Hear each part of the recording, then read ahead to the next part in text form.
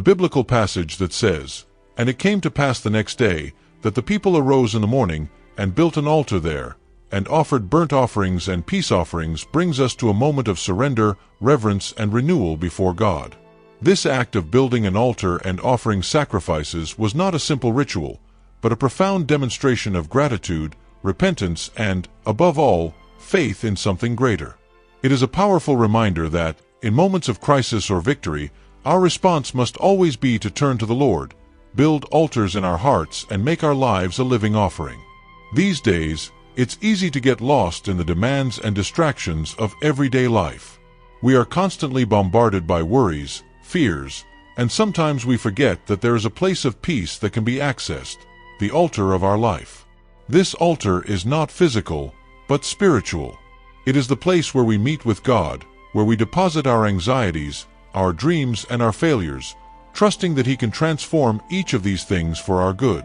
When we wake up each morning, just as the people did, we have the opportunity to get up, build our altar, and surrender everything to God, whether our praises or our concerns. When they built that altar, they were, in a way, declaring their dependence on God. And this is a lesson we can apply to our lives every day. When you build an altar in your heart, you are saying to the Lord, "I trust in you. I know that, despite the uncertainties, you are faithful. I know that even if I don't understand what is happening right now, you are in control." This kind of surrender is an act of courage. In the midst of difficulties, it is easier to give in to despair, but God calls us to build altars rather than crumble them. He wants our struggles to become offerings of trust in Him. And what are these peace offerings that we can give? They represent our surrender and rest in God, a posture of surrender that brings us peace. When you choose not to bear the weight of your battles alone, but lay it all before the Lord, you are offering that peace. It doesn't come from outside, but from within, from the certainty that God is working, even when you don't see it.